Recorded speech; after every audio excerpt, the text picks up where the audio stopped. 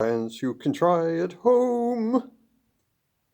Today, guys, I want to have a look at something a little bit different to do with floating and sinking. It's called displacement. I'll just write that word there for you.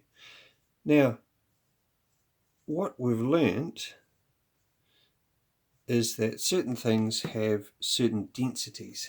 We learnt that a thing that we call heavy or dense has a lot more material in it. Say this box here has a lot of stuff in it, so it's heavy. Think of like a block of metal, something like that. It's got a lot of stuff in it. Then other things have less stuff in them. A square, a cube of foam has very little stuff in it that's less dense. Now what I wanted to think about was whether these things will float or not in water, and can we change the properties of something that is dense so that it will float. Now we know that if we were to put these things in water, this one will float because it's got less density than the water. The water is, as we talked about yesterday, quite dense actually. It's about 800 times more dense than air. So this will float. This poor bit of metal, of course, will just go bloop, straight to the bottom. And we've seen this before. We've played in the bathtub. We've tried floating various things. We might have put a matchbox car in the water and found that actually it just goes straight to the bottom. We've put a rubber duck in the water and it floats. It's less dense, and so it sits on top of the water. I want to play around with this idea a little bit today and see what the heaviest thing is that we can make float. So we're going to experiment and try some different things. So let's have a talk about what's happening with our floating and sinking. Here's a diagram that was based on our earlier one. You can see this dense thing has fallen to the bottom of our pond here, and the less dense thing is floating, bobbing nicely on the water there. You notice it's actually slightly under the water because whatever this object is still has some weight. So it will go into the water a little bit. Something like styrofoam, for example, will float nearly completely on the top of the water. Something like ice, which is lighter than water, will float just underneath on the surface, and most of it will be underwater. Depends how much density the object that's floating has. In this case, it's quite a light thing, so it floats mostly above the water. And what's happening is these molecules in the water are basically pushing up against this and supporting it. Now, gravity's pushing the thing down, so it doesn't fly away, but this more dense water is supporting this object that weighs less than the water, has less mass. Have a look at this heavy thing then. Clearly it's sunk straight to the bottom. How could we make something like that float without changing its mass or its density? Well, there's a trick, and people who have ever floated in a boat will know this trick. Most modern boats are made out of things that are heavier than water, like metal or fiberglass. So how do they do it? It's the shape. The key is the shape. If we took the same stuff and changed it into a bowl shape, like this, you can imagine that's a bowl or a disc or a boat shape. It's made of the same stuff. It's heavy, heavier than water anyway, more dense, it's thick, it's strong, which is what you want a boat to be. How come it floats just because it's this different shape? Well, you'll notice that the shape contains quite a lot of air, and that's the key to it. By changing the shape of it, we've actually changed its overall shape so that a lot of it is air in there. It's still something, but as we talked about, it's much, much lighter than water. So then the overall effect on this object is that the water pushes it up, because overall, including the air that's in it, it's less dense than the water, even though the outer skin, the hull of the ship or the shape of the bowl is much heavier than the water, the overall thing of it, the shape plus the air inside it is lighter than the water, and that's how floating works. That's how ships work. And ships are made entirely of steel. I think of a battleship. It's made of really, really thick steel. So this is what we're going to have a play with today. We're going to see if we can make different heavy objects that normally sink float. Okay, let's start with some basics. We understand that something heavy, like this lump of metal, is going to pretty much sink straight away. Pop it in there. I'll try to be gentle so it doesn't break anything. Clunk. Straight down. Something light, like a ping pong ball, we know is going to float. It's filled with air. It's going to bob away there. Even if I push down on it with some force, put it underneath, it's going to bob straight back up again.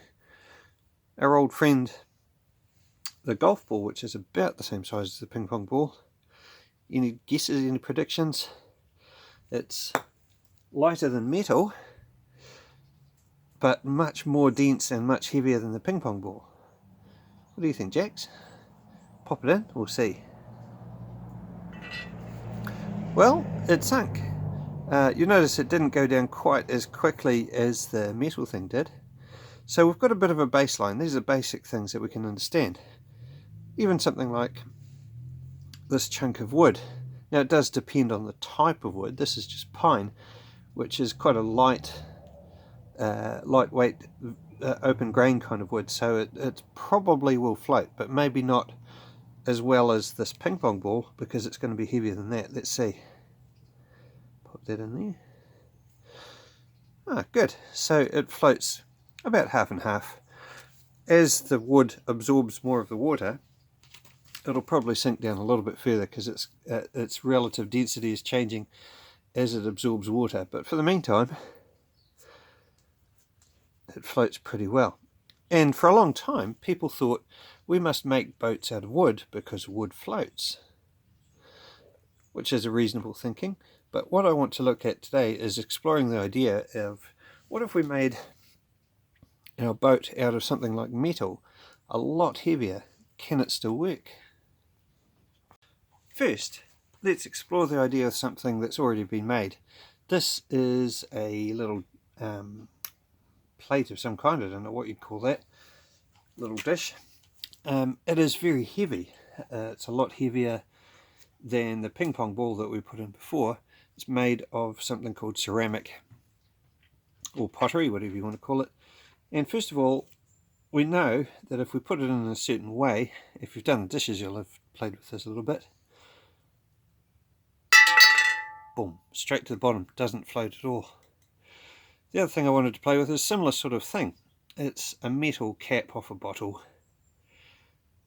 We know metal is heavier than water. This is aluminium, so it's not much heavier than water, but if we put that in there like that, it'll sink down too. Now, we've proven that that stuff is more dense than water. It sinks. So, excuse fingers, if we take these things out and put them in a different way, will they float? Well, this one is very light, so I'm guessing yes, it'll float pretty well. Oh, look at that, no problem at all, floating beautifully. Its overall mass is lighter than water because it's mostly filled with air. How about something a lot heavier like this dish? Will it still float?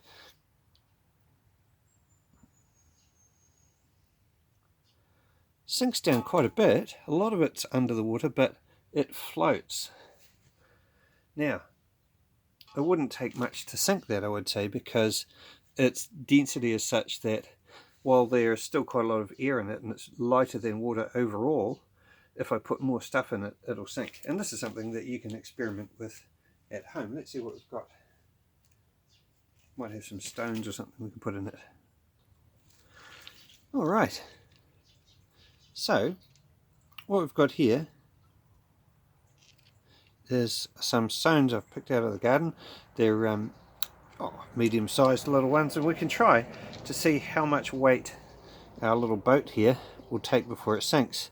I'm guessing not much, because it's already sitting pretty low in the water. Start with a small one. Oh, I've changed its density a bit. You can see it's listing to one side. I'll try to balance it out. This is something you can play with at home too. 2 little stones sitting right low in the water, still afloat though. 3 little stones still afloat. I haven't got any little ones left, I've only got big ones. Let's see what happens. Ooh, still floating. Oh no, there she goes. There she goes. Alright, so that's the sort of thing that's great fun to play with at home. Have a try. We're going to try something else again soon, so bear with me, I'll be back in a second. Experiment number 1. Here's a piece of metal I found in the garage. It's copper. Now the reason copper is good for this experiment is that it's very soft. I can bend it with my fingers, and you'll see why that's important in a second. You could use tin foil at home, or your dad might even have some lead in the garage for making sinkers with, mum or dad. If you do use lead, just use gloves with it, just a little bit safer. So first of all, it's metal. My guess is that even though this is very thin metal, it's lighter than, it's heavier than water. It's more dense, easy to test. Pop it in there. Look at that lovely refraction going on there. That's another science video coming up. Sinks straight away, no problem at all. Okay, that's good, because we'll do this in one take if we can. Have to pull my sleeve up a little bit.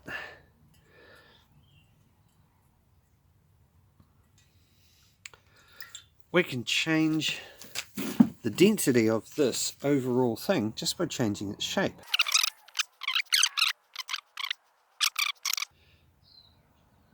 Haven't gone very far with it, so we'll see if that floats. Just be very gentle as I pop it in. I suspect it won't be very seaworthy. And look at that. Just by taking the exact same thing that sank a few seconds before and changing its shape, it floats beautifully. Because in its overall shape, as we talked about earlier, it's mostly air. And that's how ships work. They're made of things heavier than copper, and they still float and can take thousands and thousands of tons, hundreds of people all across the ocean in perfect safety. Mostly safety. Okay, what about something really mushy? This is plasticine. Now, I know from experience that it's heavier than water. If I plop that in there, boop, straight to the bottom. Okay, no hesitation. Can I squish this other piece of plasticine that came from the same packet? It's a bit old and crusty, but can I shape it so that it'll float?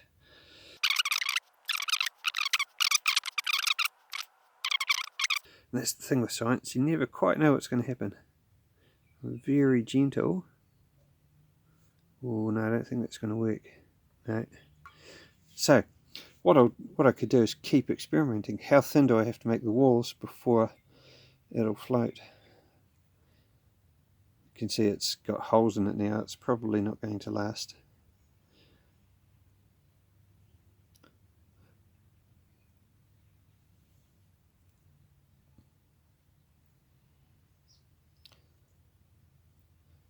So that's your job, guys, at home. Have an experiment, seeing if you can make things that are heavier than water, or more dense than water, float. How about the other way around? Can I make things that are lighter than water anyway, like this plastic cap or the thing that goes with it? Can I make that sink?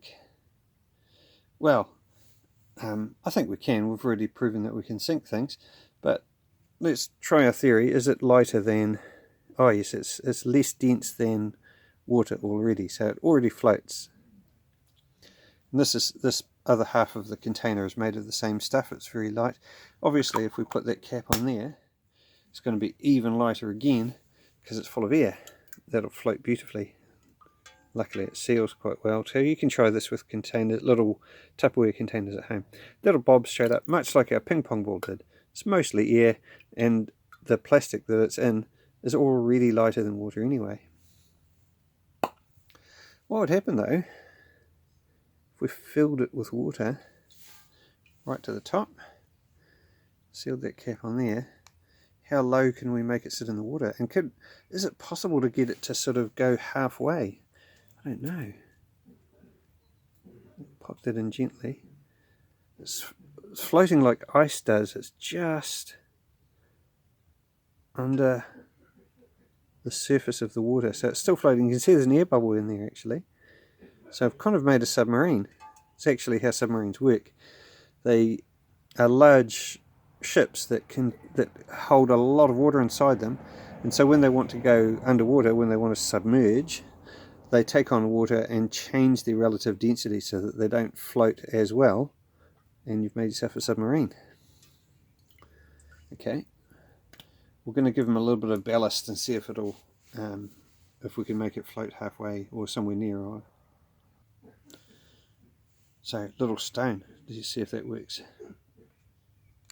My prediction for this is, with the stone in it, its overall density is going to be greater than water, so it should sink. Let's see. Okay, so we've got it to go down to the bottom. What happens if we let a wee bit more air into it? Just a tiny bit. See if that makes a difference. Oh, seem to sink a bit more slowly. You can keep playing with this sort of thing at home, see what you come up with. I've done this outside because I'm spilling quite a bit of water everywhere. But you could do it in the kitchen sink or in the garage or some place like that where it's safe to get wet. Okay, so you can see here my water level, I've probably got 4/5 water, and the stone in the bottom as well. Let's see what happens there. Oh, it's gone back into submarine mode. Just needs maybe just the tiniest bit more water in it. See, here we go. That's the thing with experimenting. You can just keep trying until you get a cool result.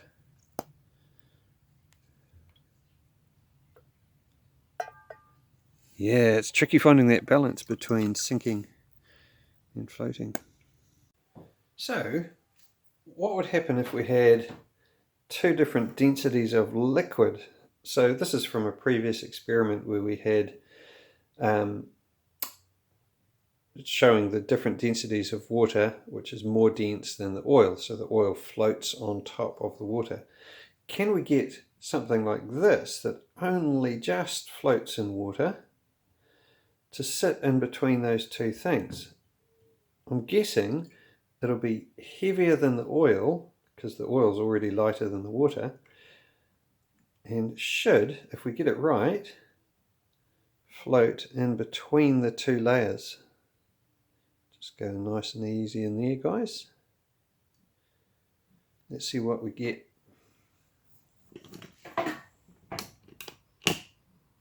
Zoom in on that so you can see. I think we might have some kind of success here. Bring that a wee bit closer so you can see. Hopefully don't drop it. Look at that. Floating nicely between the layers. I'll put it up in the light so you can see it clearer. Look at them sitting beautifully there. It looks like it's floating on the water. Well, it is. And above it is another whole layer of oil. We'll just give it a little poke and see if we can get it to do some actions. Yeah, everything's in slow motion because the sort of thick oil above it. But it is floating beautifully between those two layers. Have fun, guys. As always, ask your folks if you need to use stuff. Be careful, and again, have fun. See you later. Bye. Just one more little poke.